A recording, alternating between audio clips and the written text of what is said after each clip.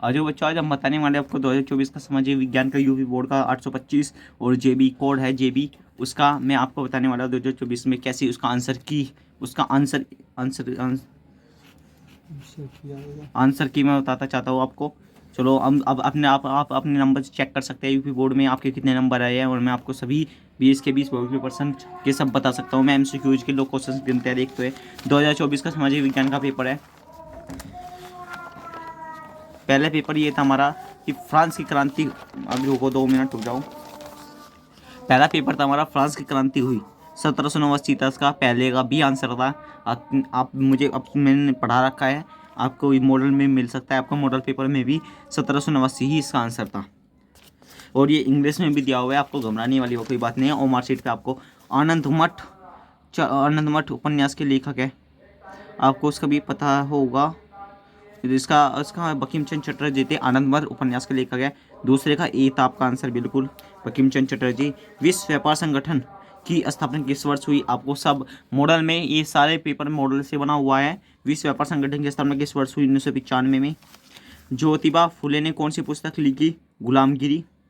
स्त्री धर्म, आधे बच्चे स्त्री धर्म लगा पाए हैं, और रामायण जीवन भी, कथा सागर भी लगा पाए हैं, लेकिन गुलामगिरी कोई नहीं लगा पाया है। आप अपने नंबर देख सकते हैं कितने आपके नंबर आए हुए हैं। सतह की स्थिति वितरण से क्या तात्पर्य है, कार्यपालिका, व्यवस्थापन, न्यायपालिका के बीच सत्ता का बंटवारा, ये था इसका आंसर। अब दिखाता हूं मैं आपको। कौन सा संघीय राज्य नहीं है, सजे मणिपुर तो एक राज्य है। त्रिपुरा, हिमाचल प्रदेश, ये जम्मू और कश्मीर है तो राज्य, लेकिन साथ साथ नहीं है, इसलिए जम्मू और कश्मीर ही आपका संघीय राज्य नहीं है। धर्मनिरपेक्ष राज्य में क्या होता है, धर्म का कोई स्थान नहीं होता। एक राष्ट्र एक धर्म, सभी धर्मों को समान समझा जाता है, ये सब गलत है। इसका यो है धर्म का कोई स्थान नहीं होता धर्मनिरपेक्ष में।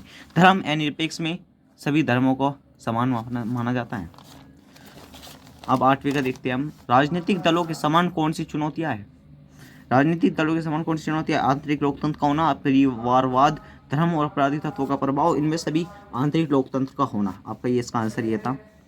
अब दिखाता हूँ मैं आपको इसका भी। निम्नलिखित में कौन सा लोकतंत्र का अवगुण है, निम्नलिखित में से कौन सा लोकतंत्र का अवगुण है, धनी व्यक्तियों का शासन, दलों में व्यक्तिवाद, बहुसंख्यक की प्राथमिकता, इनमें सभी बहुसंख्यक की प्राथमिकता। संविधान के अनुसार भारत की राजभाषा, ये सभी को पता है, संविधान के अनुसार भारत की राजभाषा हिंदी है। कौन सा उद्योग चूना पत्थर के कच्चे माल के रूप में प्रयुक्त होता है, कौन सा उद्योग, एल्यूमिनियम, सीमेंट, चीनी, पटसन, सर सीमेंट। भारत में आर्थिक उदारीकरण की शुरुआत कब हुई, 1991 में, 1989 में, 1995 में, 1960 में, 1991 में।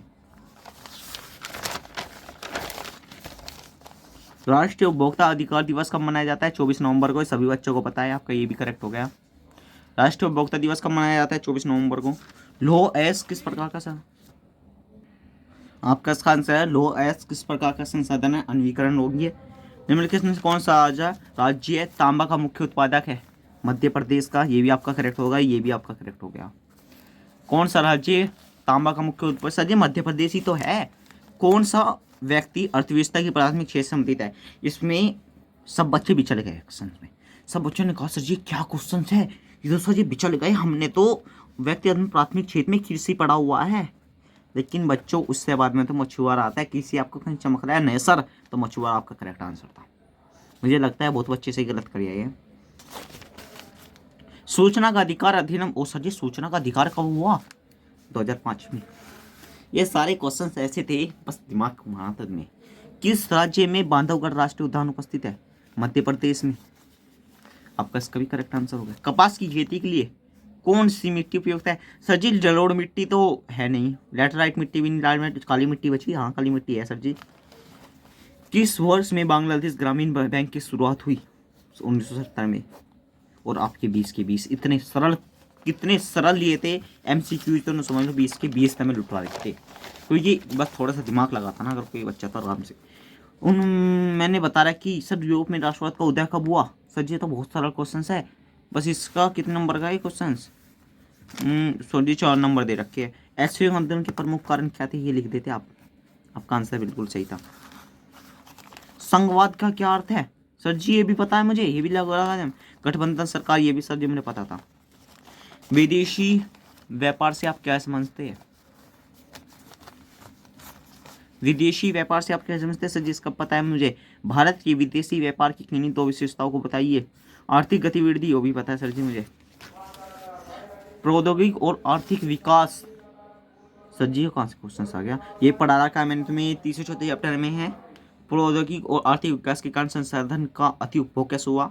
भारत में सड़क परिवहन के सापेक्ष, ये भी हल्का ही पेपर था, ये भी क्वेश्चन कर सकते थे आप, अथवा में है, ये कर लो या कर लो। अब आए आपके 6 नंबर क्वेश्चन। 6 नंबर का, फ्रांस की क्रांति के क्या कारण थे? मैंने आपको मॉडल में बता रखा है, ये वेरी इंपॉर्टेंट क्वेश्चन है कि फ्रांस की क्रांति के क्या कारण थे, ये भी मैंने आंसर है, ये इन्होंने अपने दौर से दे रखा। लेकिन 6 नंबर तो आपके इसके पक्के हो गए, समझ गए। भारतीय संघ में केंद्र राज्य संबंधित सचिव क्या है? जातिवाद क्या है? आपको ये बताना है तो मैं बता दूं। तो इतना तो आपको पता है ना, भारतीय लोकतंत्र की क्या भूमिका, ये तो आपका आंसर हो गया। ये देखते हैं जातिवाद क्या है। जातियों के ऊपर लड़ाई करने वाली को ही जातिवाद कहते हैं। 6 नंबर का आंसर। बहुराष्ट्रीय कंपनी, ये देखो अपने दौर से जोड़ रखा है, लेकिन आपको कोई दिक्कत नहीं, अथवा में दिया हुआ है। भारतीय अर्थव्यवस्था में अधिक रोजगार विकसित करने के संसाधन में स्पष्ट कीजिए, सबसे सरल क्वेश्चन था, ये भी आप क्लियर होंगे। भारत में वन्य जीव, ओ ये मैंने भी जब आपको सोल्व करवाया था सामाजिक विज्ञान का पेपर, उसमें ये क्वेश्चन था, भारत में वन्य जीव के संरक्षण के उपाय समझिए। मैंने कहा था ये इंपॉर्टेंट है, वेरी इंपॉर्टेंट है, ये अगली बार भी आएगा, इसलिए अभी याद कर लीजिए। संगठित और असंगठित, ये भी इंपॉर्टेंट है। और मुझे सबसे अच्छा लगता है 10 नंबर का मानचित्र, मानचित्र संबंधी प्रश्न 10 नंबर तो फ्री में दे देते हैं। 10 नंबर। वह स्थान जहाँ पूर्ण स्वराज्य की मांग को, ये भी मैंने आपको पिछले पेपर सोल्व करवाए, जाके अभी देख लेना उन्हें, और देखना मैंने कितने बताए हैं। वह स्थान जहाँ आनंद, ये भी वेरी इंपॉर्टेंट है, ये भी मैंने कल बार दिया है। वह स्थान जहाँ 1927 में कांग्रेस, ये भी। वह स्थान जहाँ संविधान नमक बनाया गया था, भाई सारे भैया एक बिल्कुल फ्री दे रखे। वह जनपद जहाँ चोरी चोरी कांड हुआ, ये भी सबसे सरल है, बिल्कुल फ्री में दे रखे थे नंबर। अब ये दर्शाने थे आपको, एक मानचित्र मिला होगा, उस पर ये दर्शाने थे और इनके नाम लिखने थे। उत्तर प्रदेश का 10 लाख नगर चिन्ह द्वारा प्रतिष्ठित कीजिए, आपको नु प्रतिष्ठित करना था। और आपको सजन कहते हैं कि सजी उसमें किस तरह चित्र में प्रतिष्ठित करे। उत्तर प्रदेश मैं बताता हूँ, इसका एक 10 लाख ही सबसे पहले देखो उत्तर प्रदेश का है, पता चल गया। और 10 लाख को इससे प्रतिष्ठित करना था। कॉफी का सबसे बड़ा उत्पादक राज्य, सबसे सरल क्वेश्चन था, और जहाँ भी आपने प्रतिष्ठित किया होगा ना, आपको ये करके दिखाना था। राजस्थान की राजधानी नगर, ये भी आप कर आए होगे, आपको इसे ऐसे ही दर्शाना था। दक्षिण भारत की एक नदी चिन्ह द्वारा प्रदेश के जैसा जी, ये भी सबसे सरल क्वेश्चन था, ये भी सबसे सरल क्वेश्चन था, ये भी सबसे सरल क्वेश्चन था, ये भी। चाय उत्पादन किस क्षेत्र? असम, सबको पता है, और असम सबको पता है मानचित्र में कहाँ होता है, आपको ऐसे दर्शाना था, ये भी सबसे सरल क्वेश्चन था। अब देखते हैं ये क्वेश्चन, ये वाले। केवल दृष्टिबोधी परीक्षार्थी को लिए, only for visually impaired examination line of map for, केवल दृष्टिबोधित जिन बच्चों पे कुछ ना आता हो, दृष्टिबोधित हो वे इसे। लेकिन मैं बताऊँ आपको, इसको भी आप करके ही आ जाते तो अच्छे बेटर होता, क्योंकि वे साले कब तक इसके भी नंबर जोड़ रखे हो, उसका नंबर, इसलिए आप इसे भी कर रहे होगे तो बहुत अच्छी बात है। किस स्थान में क्वेश्चन राज्य यो भी लो, वही क्वेश्चन है सारे, इसके नाम उनके इसके भी नाम लिखने थे सर जी, ये तो सेम है। उत्तर प्रदेश के एक 10 लाख ही नगर का नाम लिखे ऑस्ट्रेलिया होता है। कॉफी का सबसे बड़ा उत्पादक राज्य क्या है? उज्जैन। राजस्थान की राजधानी का उज्जैन। दक्षिण भारत की एक नदी का नाम लिखिए, यमुना नदी आ रही है। चाय उत्पादन असम। सर जी ये तो सारी सरल क्वेश्चन है, आप तो बढ़िया नंबर, और इसमें जो होते हैं नंबर देखते नहीं, क्योंकि बहुत बच्चे जो होते हैं ना भर भर कर आ जाते हैं, भर भर कर कॉपियाँ 8-8 तीन 4 कॉपियाँ भर के आ जाती है, इसलिए इतने चेक नहीं करते, पूरे के पूरे नंबर डाल कर दे देते हैं। मैं आपको बताऊँ, इसके 70 नंबर का मार्क्स था, 20 नंबर की तो आपकी मार्कशीट सही,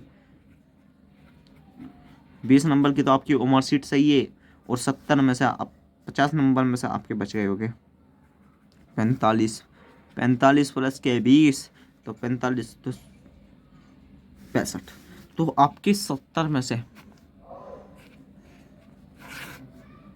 65 नंबर पक्के। 100% पेपर में ही आया होगा। जो मैंने बताया हुआ था वही आया हुआ है पेपर में, एक भी क्वेश्चन बाहर से नहीं आया हुआ है। तो धन्यवाद करें मेरा और अपनी मेहनत का, और अब मन लगा के पढ़ाई कीजिए 11th में, और देखना कि आपके रिजल्ट में क्या खूबी आती है। Thank you. वीडियो को लाइक और सब्सक्राइब करो जरूर करिए, और शेयर भी करें अपने दोस्तों को, और बताइए अब अपने सारे पेपरों के नंबर जोड़ सकते हैं आप, और बता सकते हैं कमेंट्स में जो बताइए कि कितने कितने नंबर बैठे हो, कितनी % आई है आपकी। तो थैंक यू। वीडियो को लाइक और सब्सक्राइब करें, और YGT क्लासेस में आपका धन्यवाद है। Thank you.